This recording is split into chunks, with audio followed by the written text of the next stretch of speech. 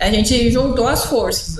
Meu irmão, ele entende muito de armazenagem, limpeza, etc. Eu entendo muito de mercado, eu já trabalhava na parte de comercialização dentro das fazendas. E o meu marido já tinha muita expertise ali para poder fomentar e a parte técnica, os produtores, etc. Então a gente juntou esse know-how de todo mundo e começou a empresa.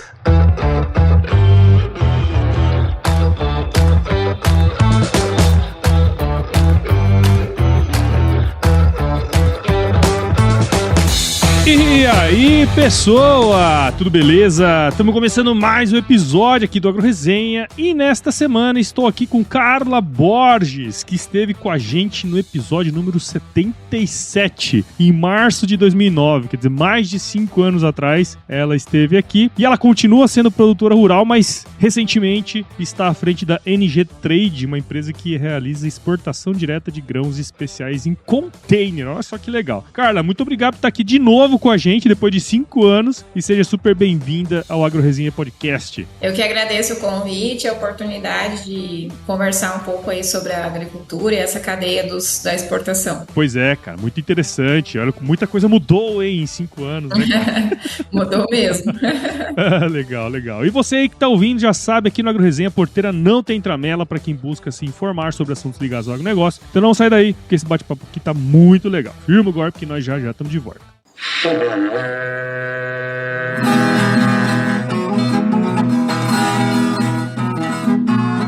Você já deve ter ouvido a máxima de que é o olho do dono que engorda o boi, certo? Isso é verdade até certo ponto, afinal, só olhar não adianta nada sem uma boa direção. Com base em valores como honestidade, qualidade e inovação nos produtos e excelência no atendimento, a Nutripura, que desde 2002 atua no segmento pecuário, te dá essa direção, oferecendo os melhores produtos e serviços aos pecuaristas, garantindo resultados positivos não só no campo, mas principalmente no bolso. E eu digo isso não é da boca pra fora não, afinal eu trabalhei lá, cara. Eu vi com meus próprios olhos a competência técnica e o cuidado com o negócio do cliente. Siga a Nutripura no Instagram, Facebook, LinkedIn e YouTube. Entre no site www.nutripura.com.br e fique atualizado sobre o que há de mais avançado na pecuária. Nutripura, o produto certo, na hora certa.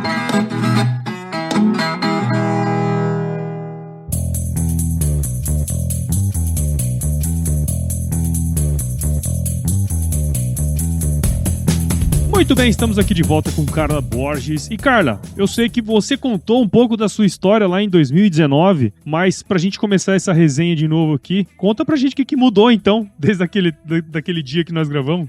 Então, em 2019, né, a gente conversou muito sobre a minha trajetória dentro da Nuffield, que foi aquele programa de intercâmbio, né, que se pode dizer, de imersão na agricultura de outros países, né, onde meu projeto na época inicial era na parte de pesquisas de como otimizar os custos com maquinários da porteira para dentro, e durante o programa acabei mudando esse tema de pesquisa para as culturas alternativas de segunda safra, né? Então, pesquisar em outros países o que seria possível a gente cultivar aqui no estado do Mato Grosso, no centro-oeste, como alternativa ao milho, e também nas áreas de pousio que eram muito frequentes, principalmente aqui na região onde nós temos as nossas propriedades, aqui no Vale do Araguaia. E desde então, né, nós encontramos algumas culturas que se adaptaram ao clima, que se adaptaram à região. De certa forma, se esbarrava na questão comercial. É possível produzir, mas para quem iremos vender? Mas, dentro do Brasil, muitas dessas cultivares não tem nenhum tipo de consumo. Mas, mundo afora, sim, há demanda, né? E, como todos sabemos, a maioria dos países tem déficit de áreas agricultáveis ou déficit de produção de alimentos. E o Brasil vem aí para que pode muito bem suprir. E também, muitos desses produtos, eles têm um valor mais alto, apesar da produtividade um pouco mais baixa aqui no Brasil, mas um valor que aí até que chega a pagar uma operação de container, que é diferente, por exemplo, da soja e milho, né? Muita gente, assim, da minha idade, filhos de produtores rurais, já se perguntou, por que a gente não exporta direto a soja e o milho, né? Eu me fiz essa pergunta nessa época. E aí descobri, né, que o risco de uma operação de soja e milho é muito alto, porque o preço é baixo, né, é cotado em bolsa, então há necessidade de entender muito bem como funciona essa parte de derivativos, de bolsa de valores, etc.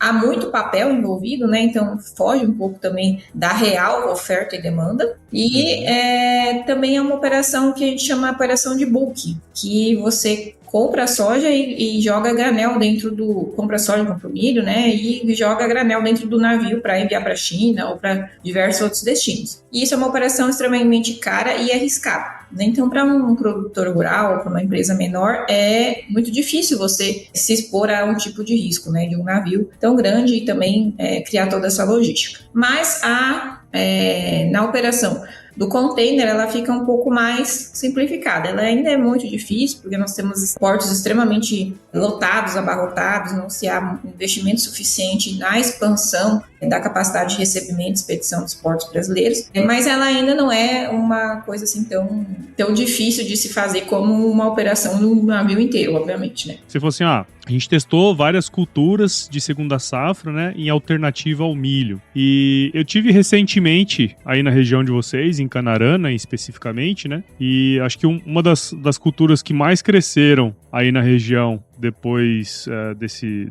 dessa época aí foi a cultura do gergelim, né? Sim. Uhum. E conta um pouco desse negócio, acho que você deve ter feito vários testes, inclusive com o gergelim aí na propriedade também. Como que foi que ela se estabeleceu aí?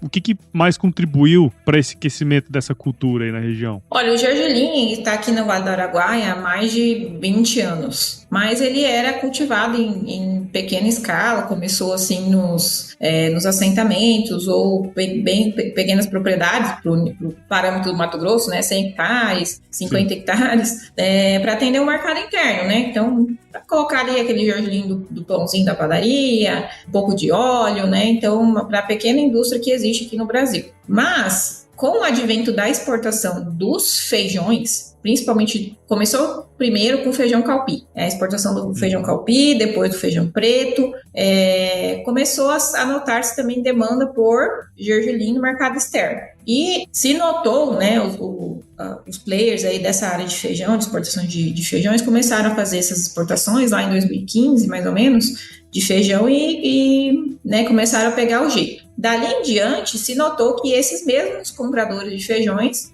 alguns deles já tinham demanda por gergelim também. Ah, tem gergelim.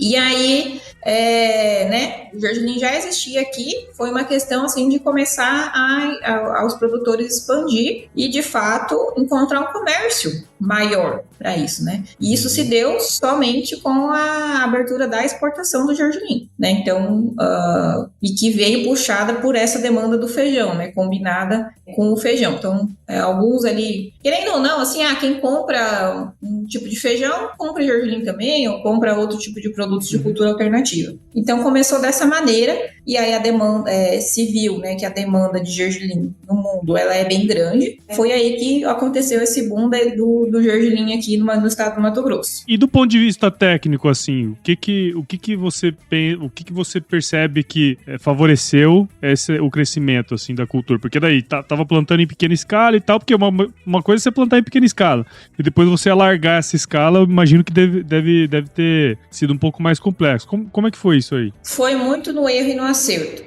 Uhum. Primeiro, assim, existia já uma variedade aqui que foi trazida do Paraguai, que é o K3, que a gente imagina que a origem dela seja até americana, mas ninguém sabe exatamente de onde veio. E foi feita uma multiplicação de grão mesmo, né? Não existia nem sementes oficiais aqui. Mas o governo do Mato Grosso entendeu que por um tempo era até que se regularizasse essa semente, foi feito isso, né? Então os produtores começaram a plantar o próprio grão mesmo, puxado pela demanda. A maioria não tinha muita técnica não, né? Porque o gergelim ele é muito rústico, então ele ia lá, semeava, né? E a própria maneira de plantar nesses primeiros anos era bem simples, assim, era a lanço. Então o pessoal assim, vou ver o que vai dar, já não estou usando essa área mesmo, né? era uma área que ficaria em Poussil e começava a fazer esse plantio a lãs, com adaptações muito baratas, e começou a dar certo, né? Então, com o tempo, conforme o pessoal viu que era de fato uma cultura com uma demanda boa e que havia potencial de produtividade se fosse feito um trabalho agronômico melhor,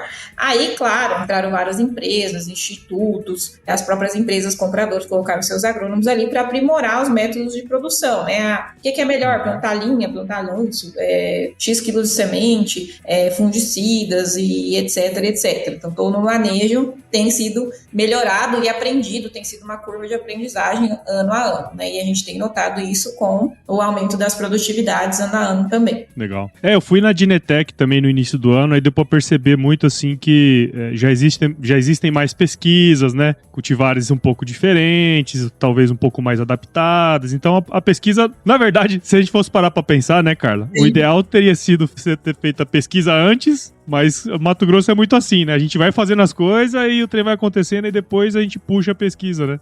Mas é porque também fazer pesquisa, ela não é barato, né? E como a gente sabe, há que haver um interesse, uma perspectiva de retorno econômico para tudo. Então, como a gente não tem assim instituições que de fato têm um orçamento robusto para pesquisa, sem que sejam empresas, né, interessadas, então a gente sabe que isso não vai acontecer. Então, eu acredito que sim, para qualquer outro tipo de cultura que entre, a não ser que tenha alguma multinacional envolvida, é assim que vai acontecer. Então, tem outras culturas entrando, né, no portfólio das exportadoras, né, junto com os produtores, que a gente vai trazendo e vai, testa isso, testa aquilo, e vai sendo uma curva de aprendizagem. Deu certo? Deu viabilidade nas vendas também? Funcionou? Aí vai investir mais naquilo, né? Então, funciona assim. E aconteceu agora recentemente também com um produto que chama feijão bumbo preto. Antes já existia aqui no estado do Mato Grosso bastante bumbo verde. Aí começou a reduzir bastante as produtividades. Até hoje tem semente certificada do bumbo verde. Mas o mercado dele está complicado, porque o principal mercado dele é a Índia. E a Índia precisa de um import permit. Então, quando ela decide parar de comprar, os exportadores ficam bastante sem ter para quem vender. Então, acaba sendo uma cultura mais de risco para o exportador. Agora, agora o mungo preto já não tem isso, né? Então, também começou dessa forma ali, dando grão, e agora saiu a semente certificada. Então, assim que vai acontecer, infelizmente, não veio outro caminho por enquanto. Não, eu falo isso porque recentemente estive nos Estados Unidos, né? Eu até não lembro o nome da plantinha lá, mas era uma praga que existia lá nos Estados Unidos que tinha uma sementinha, sabe? E aí os caras estão pesquisando esse negócio faz 10 anos. Antes de ter uma produção comercial. Só que você vê a diferença do negócio, né? Não, mas são muitas coisas na agricultura que acontecem por acaso. Por exemplo, no gergelim, quando a gente vai fazer o processo de limpeza fina, né, que a gente fala que é a limpeza para deixar ele bem, para poder ensacar de fato, é muito comum o fedegoso, né, que é uma praga aí que é super comum nas lavouras. E, né, o meu irmão, que é meu sócio, também me falou que teve gente vindo atrás dele para comprar esse negócio, porque ele disse que faz um óleo lá específico, enfim, né, não virou nada, assim, né, nem fui muito atrás disso, mas diz que, né, hoje acho que para tudo deve ter algum tipo de uso, né, a natureza de Deus é perfeita, né, para alguma coisa deve servir. Se tá ali, né? Exatamente, a gente não sabe se tem escala, né, comercial. Eu tava escutando o nosso episódio lá de 2019, né, e uma coisa que você comentou naquele episódio e que chamou a atenção quando a gente tava organizando para gravar esse aqui, foi justamente um ponto que você comentou assim, eu não tava nas operações da fazenda, fui estudar fora e tal, e aí você comentou assim, eu queria ter uma carreira internacional, de executiva e tal, né, e por coincidências ou não, hoje você trabalha nessa área, né, em especial com essa questão da exportação direta de grãos. Como que tem sido, cara, isso pra você, né? Eu imagino que a cabeça da gente vai traçando os caminhos e de repente a gente vai encontrando eles dentro de uma coisa que teoricamente seria meio improvável, né? A vida é assim, né? Claro. Como que tem sido esse desafio da NG Trade aí e como que tem sido essa questão de você trabalhar com a exportação mesmo de grãos, né? Que é o que você tava comentando ali. É claro que tem uma coisa a ver com a outra, né? Essa vontade que eu tinha de trabalhar com o comércio nacional, com certeza é a principal vetora desse negócio da NG Trade hoje, né? Então a gente começou a fazer exportação lá em 2020 com os próprios produtos produzidos na própria fazenda e depois foi expandindo para comercialização, né? Compra, fomenta os produtores.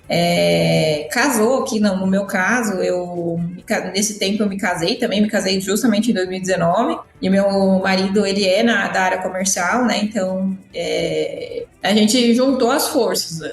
Meu irmão, ele entende muito de armazenagem, limpeza, etc. E eu entendo muito de mercado, eu já trabalhava na parte de comercialização dentro das fazendas. E o meu marido já tinha muita expertise ali para poder fomentar e a parte técnica, os produtores, etc. Então a gente juntou esse know-how de todo mundo e começou a empresa, né? Então ali a gente foi bem no caminho de explorar os talentos e as vontades de cada um, e todo mundo fazendo o que gosta, dá certo. Tem os seus desafios, né? Imagino que Nossa, de trabalhar imensos. Sim. Mas também compensa bastante quando você vê o resultado do negócio, né? Quer dizer, vocês pensaram nisso lá em 2019 e hoje, bom, tem todos os desafios, né? Que eu imagino que tem aí dentro desse processo, mas tem também as coisas boas, né? De você estar em família no negócio também. Sim, com certeza. E conta um pouquinho, então, você estava falando ali, eu dei uma interrompida em você, nessa questão do desafio mesmo, né, cara? De exportar, né? Você estava contando um pouco ali de como que funciona e tal, que é mais simplificado, por exemplo, do que você exportar um grão tipo soja e milho, né, no questão comercial. Conta um pouquinho dessas particularidades. Não é que é mais simplificado, é mais acessível, porque você consegue fazer menores volumes, né? Você não precisa fazer contratar um navio inteiro, por exemplo. O container, ele é uma maneira de segregar. Então, não é todo produto que dá certo, porque existem outros produtos que você não consegue precificar para pagar uma operação de container que é cara. Os desafios, principalmente no Brasil, são muitos, né? Porque a gente está longe do porto, o porto não atende, acaba gerando muitos custos que às vezes não são previstos por atrasos, o caminhão quebra, a nota atrasa, enfim, muitas coisas. Você vai lá, a gente faz o desenvolvimento de mercado, faz as feiras, a gente participa das feiras em parceria com a Apex, e isso a Apex também tem feito um trabalho ali de fomento com as empresas para abrir mais mercados. E então, assim, a gente tem encontrado demanda para os produtos. Óbvio, qualquer produto que seja demais no mercado, ele vai ter um problema de liquidez. Assim como a gente vê hoje um problema de liquidez com soja, né? Ah, não, soja vende, mas pressiona o preço. Isso é uma lei de oferta e demanda. Vai acontecer isso com o gergelim? Provavelmente. Acontece isso com o feijão? Provavelmente. Ah, não, então o feijão, o preço caiu, ninguém mais planta. Aí outro ano, como ninguém plantou, todo mundo quer. E assim vai, sucessivamente. É a lei da agricultura, eu digo, né? Mas os produtos os grãos especiais, né? Então, normalmente eles têm valor maior, né? Que é possível fazer a operação via container. Então, basicamente, resumidamente, é isso. Pois é, cara. E tudo é meio mais complicado no Brasil, parece. Tudo, né? É muito complicado. A questão de... Em especial, você pega uma coisa como essa, né? Que você tá fazendo, esse negócio, emperra muitas vezes em questões estruturais do país, né? Porque não necessariamente é o acesso ao mercado, porque daqui a pouco você tá lá numa feira, você consegue o potencial cliente, tá tudo certo, e aí por uma questão de um caminhão, de uma estrada ruim, do negócio do porto, porra, aí você perde uma baita negociação por coisas que fogem ao seu alcance, né? Eu acho que isso que de repente pode deixar a gente meio... Agora, por exemplo, mal, né? Eu estou até quase sem coragem de mandar meus produtos para o porto, porque eu tenho praticamente certeza que vai dar problema lá em Paranaguá. Teve todo esse problema das enchentes do Rio Grande do Sul, que acabou migrando bastante a demanda ali para Paranaguá. Existe um terminal que recebe os containers para fazer vistoria pelo mapa. O mapa sempre entra em greve, tem 2 fiscais para toda a exportação no Brasil. E se esses caras resolvem não trabalhar, o que a gente vai fazer, né? Então, o governo é até bem contraditória a questão do governo, né? Ele fomenta, principalmente para o governo atual, ele importa muito essa questão do Brasil ser bem visto lá fora, né? O Brasil vai voltar a ter todas as relações diplomáticas, a gente vai acessar todos os lugares. Tudo bem, ótimo, né? A Apex, inclusive, está fazendo esse trabalho. O problema é que ela acompanha a estrutura e é muito mais né? Como é que a gente... Saiu uma reportagem ontem que o Brasil, só esse mês passado, perdeu 1,2 bilhões de exportação, que não conseguiu fazer exportação por causa de portos ultralotados, muito acima da capacidade. Então, né, os produtos estão aqui, eles só não conseguem, a gente não consegue sair a tempo, né? É aquela questão da agricultura digital. Todo mundo acha a agricultura digital lindo e maravilhoso, mas não tem internet. Exatamente. Tipo assim. É bem isso aí. Interessante, legal, cara.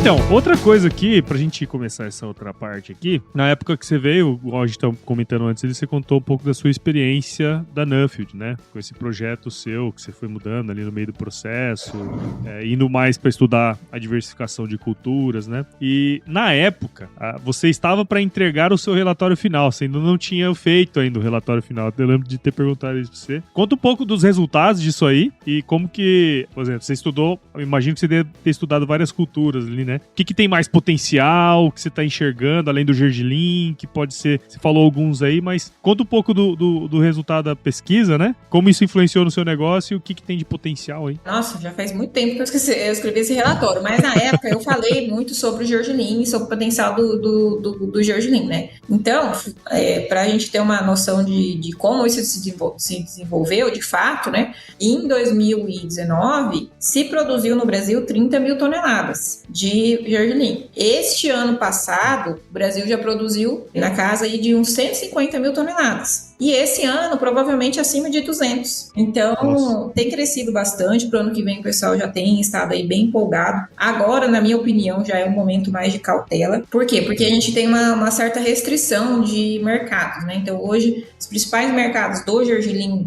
né, dos grandes volumes, é a Índia, que faz a operação do descascado, que é tirar a pele do gergelim, que a gente não imagina que tenha pele, mas tem. E para fazer óleo, né? O principal mercado de gergelim, como todos os produtos, é a China. E a China, a gente ainda não tem um acordo comercial, o acordo fitossanitário, que permite que a gente faça exportação para lá. E, infelizmente, é algo que a gente tem pleiteado com o governador, com o Ministério da Agricultura. Já esteve para sair várias vezes. A gente espera que saia em breve. Mas a gente não tem controle sobre os chineses, né? Então, vai depender deles quererem assinar o acordo o dia que eles quiserem, né? Então, ainda há essa dependência. Eu acredito que hoje o gergelim ele já está numa zona de risco de produtividade. Se produzir muito no Brasil, eu acredito que possa haver um problema de liquidez no próximo ano, de não haver quem compre, porque a China ainda não está aberta. Uhum. Isso pode acontecer, já aconteceu com outros produtos, por exemplo, com feijão calpi, já aconteceu com vários produtos de não ter quem comprasse, né? Então, para tudo existe uma limitação. Eu não posso vender para qualquer lugar do mundo. Esse que é a questão. Sim. Tem os lugares específicos. Né? Exige também que o governo vá fazendo e criando esses acordos, né? Então, isso não é rápido, não é de um dia para o outro. Sim. A gente sempre vai ficar esbarrando nessas questões, né? Mas eu lembro que você estava falando aí da questão comercial, né? Muitas vezes a gente não está enxergando. Por exemplo, tem um determinado comprador que está comprando um determinado tipo de produto, ele vai mostrando pra gente, se vocês tiverem isso aqui, né? Normalmente é assim que vão surgir assim que as ideias, mas assim, né? Até mesmo dentro do gergelim existem as variações. Então, o gergelim que a gente produz no Brasil é o K3, em larga escala é o K3, né? E o K3 ele tem um uso mais específico para óleo e para descasca.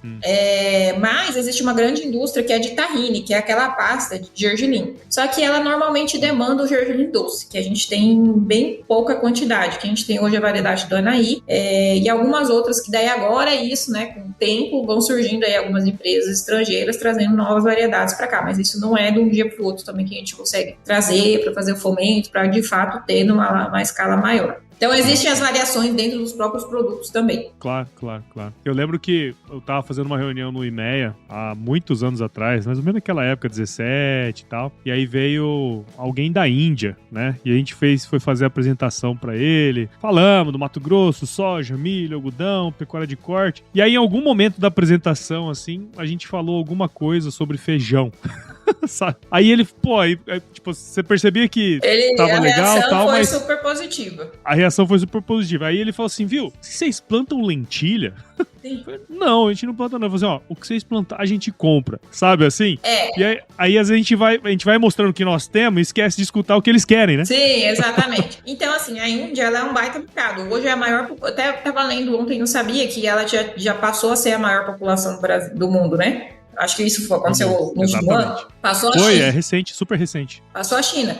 E assim, a Índia compra muito do Brasil, né? A questão é lidar com os indianos, né? Então, existe a necessidade que as nossas instituições hoje, a nossa instituição que representa os feijões e o gergelim é o IBRAF, do Marcelo. E o Marcelo tem feito um excelente trabalho nesse sentido, né? A gente criou um projeto que chama Brasil Superfoods com o IBRAF e a Apex, onde são 15 empresas exportadoras que participam do projeto, onde está sendo feito um investimento de 3 milhões de reais em 2 anos em abertura de mercado para feijões e gergelim. Quais são os desafios? De fato, costurar os acordos com os governos. Então, por exemplo, os indianos vêm aqui e falam, olha, pode plantar o feijão bolinha, exemplo. Beleza, a gente pode plantar, a gente planta o que vocês quiserem. Só que vocês vão garantir que vocês vão comprar? Qual a quantidade mínima? Porque existe sempre aquele risco, né? E de fato, a confiabilidade. Porque acontece muito cancelamento de pedido. Então comprou lá, né? Vai lá numa empresa indiana, eles compram lá no X preço. O mercado caiu, muitos vão, mas muitos também não, né? Então, o que a gente vai fazer se a gente já contratou, já fomentou, já pagou o produtor e chega lá, eles não compram, eles pressionam o preço, né? Então, é uma questão que não é simples, né? Os grãos especiais, eles não têm bolsa de valores onde você consegue se segurar. É uma operação arriscada. Então, a necessidade, o que o IBRAF está fazendo é tentando costurar esses acordos junto com o governo da Índia de garantia de compra mínima, né? No preço mínimo, para que a gente consiga, de fato, ter segurança para fazer o fomento desses feijões que eles querem, que são muitos que ainda a gente não tem em larga escala aqui, porque fica muito assim, poxa, só a Índia que compra esse negócio. E se a Índia decidir que não vai comprar mais e vai lá colocar uma restrição, tipo assim, agora eu vou colocar uma taxação aí de 50%, porque dentro lá do país deles produziu muito. Isso acontece demais, então são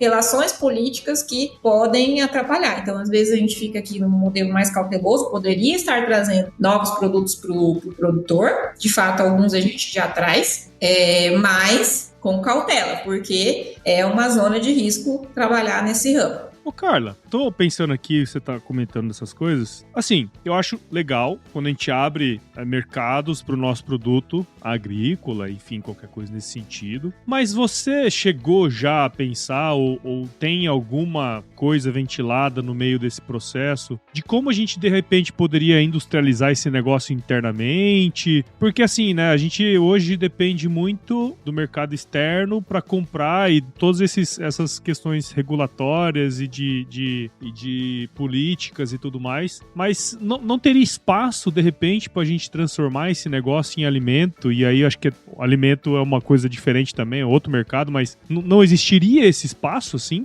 pra gente aqui em Mato Grosso? Existiria, se houvesse pretensão do governo de ajudar o empresário, né, que a gente sabe que não tem. Por quê? Porque agora a gente, inclusive, vai entrar na reforma tributária e vai ter a maior tributação do mundo, né, no modelo lá de tributação única, não sei como é que vai funcionar. Mas hoje nós temos uma enorme carga tributária, mais a complexidade da tributação, né? Então, isso é um baita de um pepino, tá? Beleza, eu tenho que acreditar o ICM, não sei o que lá. E você fazer exportação é muito mais simples, porque você tem a lei Candir, então, né, a gente não se exporta imposto, né? Então é muito mais simples.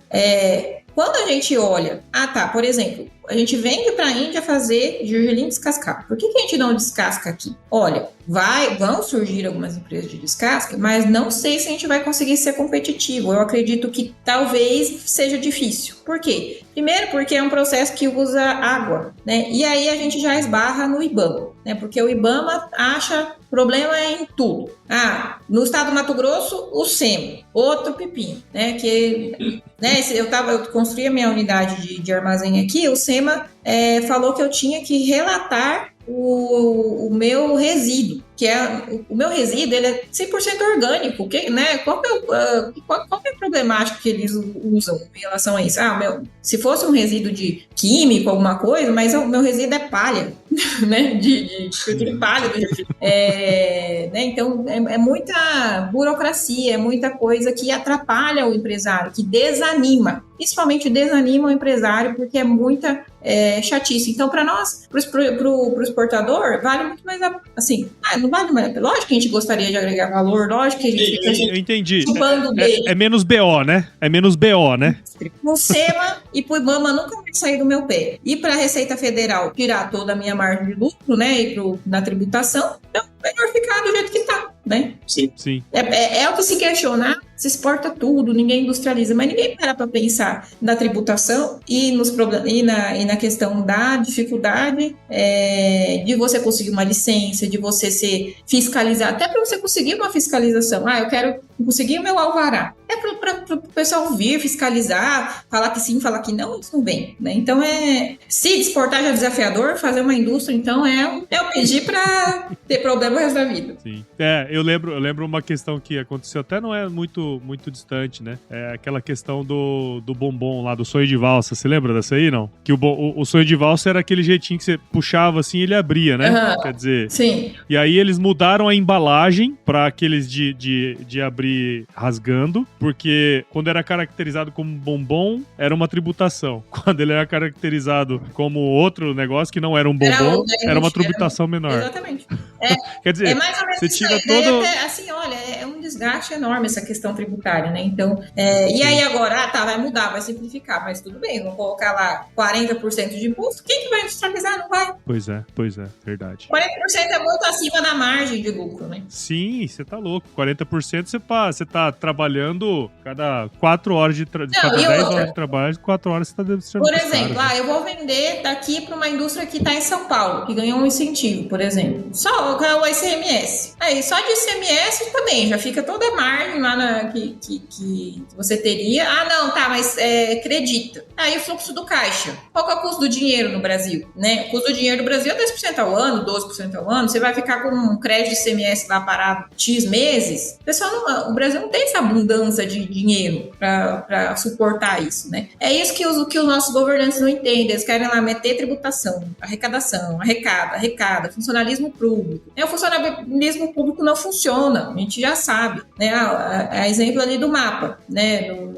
Nos Estados Unidos, para você fazer uma exportação, você pega uma agência lá credenciada, que vai te dar um fito lá e você exporta. Aqui não, aqui tem que passar por os fiscais do mapa, que são muito poucos pelo fluxo que existe, né? Então, é muito, muito problemático.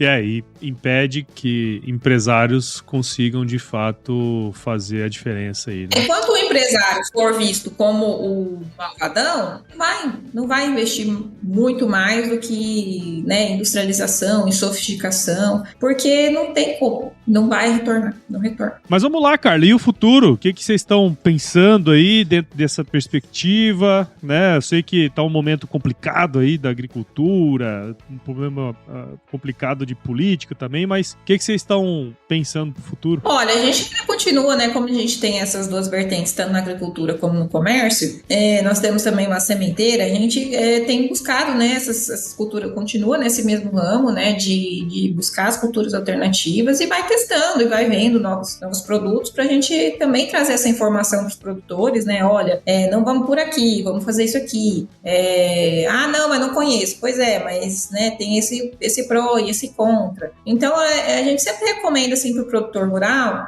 procurar não colocar todos os ovinhos numa cestinha só. Ou então, se for, né, que faça isso muito, se for colocar, ficar na monocultura, que faça isso de uma maneira muito bem feita, né, com seus custos muito bem atrelados, para que não se exponha muito ao risco e consiga passar pela tempestade de uma maneira tranquila.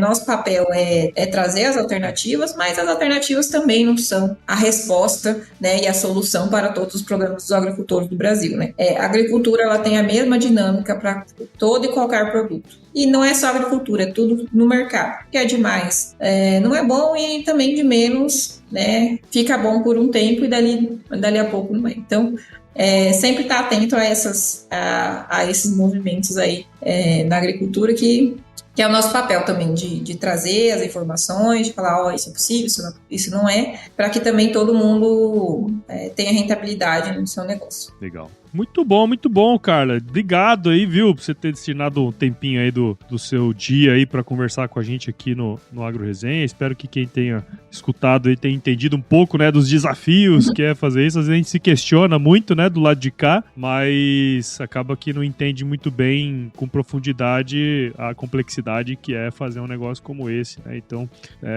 são muito mais perguntas do que respostas que a gente tem também, né? Exatamente, mas é necessário esse debate na sociedade, né? Porque muitas vezes a gente não para pensar. Só quem vive o desafio que consegue, de fato, passar, explanar, olha, o problema é esse, o problema é aquele, né? E aí a sociedade, tendo maior entendimento, também consegue começar a cobrar coisas que não é por parte da sociedade, é por parte dos nossos representantes, que a gente precisa que mude, que tenha mais boa vontade também de fazer a coisa acontecer. É isso aí, legal. Bom, parabéns aí pelo seu trabalho, e já fala pra gente aqui como que quem tá escutando nós pode acompanhar o seu trabalho, o trabalho da empresa aí. Olha, nós temos as redes sociais, que é @NGTradeBrasil, com Z, e o nosso site, www.ngtradebrasil.com. Quem quiser conhecer, lá também tem acesso aos nossos números de WhatsApp. Legal, muito bom. Eu não lembro se da outra vez a gente fez a brincadeirinha do quiz com você. Eu acho que deve ter feito, mas agora já se passou 5 anos, né? Vamos fazer o quiz de novo aí, cara? Vamos! Quiz! Ó, bem tranquilo, você já conhece, não tem nenhuma pegadinha, eu vou te fazer algumas perguntas, você responde a primeira coisa que vier à cabeça, beleza? Carla Borges, diga pra gente qual que é a sua música antiga predileta. Ai, gente, sou péssima, não sei. Um artista, então, predileto. Piorou, e eu sou muito desligada, com música e com artista e filme. Pula. E qual foi o lugar mais legal que você visitou, então? Mais legal que eu visitei? Eu já conheço muitos lugares, mas na parte de agricultura, Israel. Adorei conhecer lá. E para passeio, um lugar legal. O lugar que eu mais gosto é o México. A comida é maravilhosa. México. Muito legal. E na cozinha, aproveitando aí, qual que é a sua especialidade, então? Minha especialidade na cozinha é risoto. Não, risoto é profissa, velho. Profissa, tem todos os paranauê ali e tal. Sim. Interessante.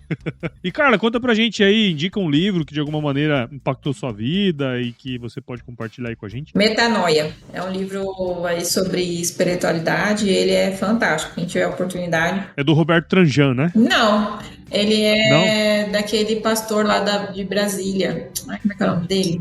Depois eu olho aqui e te falo. Tem um livro que chama Metanoia, até que eu tenho ele aqui, é do Roberto Tranjan, mas depois eu vejo certinho. Legal. E, Carla, se você se encontrasse com o seu eu de 17 anos hoje, qual seria o melhor conselho que você se daria? O conselho que eu me daria é fica tranquilo, você vai conseguir fazer tudo que você sonhou em fazer. Não, você vai ser uma executiva internacional. Não, melhor que isso, né? A dona do negócio todo. A dona do negócio. É do JB Carvalho. Legal, muito bom. Tá, muito bem. JB Carvalho, muito bom. Legal, então, cara, muito obrigado por você ter participado aqui com a gente. E pra você que tá aí ouvindo, faz o seguinte, se você curtiu esse bate-papo meu com a Carla aqui, considere compartilhar esse episódio com alguém que vai se beneficiar desse conteúdo, que queira entender um pouquinho mais desse conteúdo aqui. O podcast cresce na medida em que você participa com a gente desse processo. Então assine o Agro Resenha em qualquer agregador de podcasts, Apple, Spotify, Deezer. Siga a gente nas nossas redes sociais, no Instagram, Facebook, LinkedIn e no X também. É só buscar por Agro Resenha. Entre no nosso grupo do WhatsApp, nosso canal do Telegram, o link tá no nosso site, o www.agroresenha.com.br. Escreva pra gente também no contato@agroresenha.com.br se quiser mandar sugestão de entrevistados, mandar um oi aí pra gente. E nós fazemos parte da Rede Agrocast, a mais bonita rede de podcasts do agro do Brasil. Então, se você quiser ouvir outros podcasts do agro, só colar em redeagrocast.com.br. Carla, muito obrigado mesmo, parabéns pelo seu trabalho. E como sempre, eu finalizo as minhas entrevistas com uma frase de muita sabedoria, que é o seguinte: se chover, não precisa molhar a horta aí não, tá bom? Fica tranquilo. Tá bom. Tchau, obrigada, Paulo. Obrigado, viu? Valeu, abração.